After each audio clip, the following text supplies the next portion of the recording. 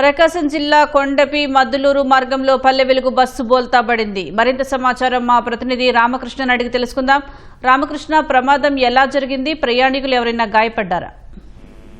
సుజాత, ప్రకాశం జిల్లాలో RTC నడుపుతున్నటువంటి Palle Velugu travel private bus అయితే మాత్రం పెను ప్రమాదం తప్పిందని చెప్పాలి. కొండపి నుంచి మద్దులూరు మీదుగా ఒంగోలు వస్తున్న ఈ ప్రైవేట్ బస్ అయితే మాత్రం ఒక్కసారిగా ఈ ద్వారకా సీ ఫుడ్ ఉంది, ఆ సీ ఫుడ్ సమీపంలో అది సింగిల్ వే అనమాట. అయితే ఆ ఎదురుగా వస్తున్న మరో బస్సు అయితే మాత్రం ఆ టర్నింగ్ ఉంది, ఆ టర్నింగ్ మూల మలుపు వద్ద అయితే మాత్రం ఈ ముళ్ళ చెట్లు దట్టంగా పెరిగిపోవడం వలన ఎదురుగా వస్తున్న బస్సు కనిపించలేదు.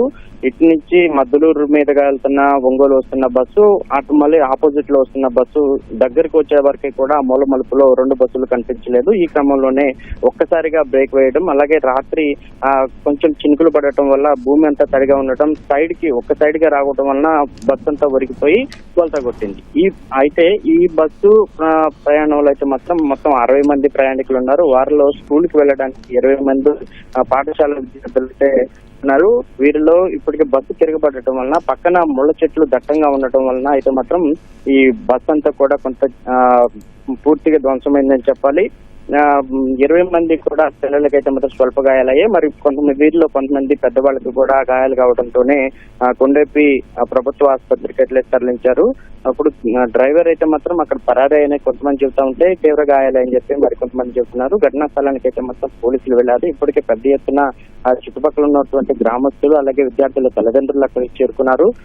కొండపి ఆసుపత్రిలో అయితే మాత్రం ప్రస్తుతం ఈ గాయపడినటువంటి క్షతగాత్రులంతా కూడా అక్కడ మెరుగైన వైద్య సేవలు అందిస్తా ఉన్న పరిస్థితి అయితే ఉంది. అయితే ఒకసారిగా ఉదయం అందరూ కూడా పాఠశాలకు వెళ్ళడం, అలాగే తమ పనులు చేసుకోవడానికి వేరే ప్రాంతాలకు వెళ్తున్న వారికి అయితే మాత్రం ఈ ప్రమాదం అయితే కొంత విషాదాన్ని నింపిందని చెప్పాలి. మొత్తంగా 60 మంది ప్రయాణికులు కూడా ఎటువంటి ప్రాణాపాయం లేకపోవడంతో పెను ప్రమాదం తప్పిందనే చెప్పాలి. సుజాత, ధన్యవాదాలు రామకృష్ణ.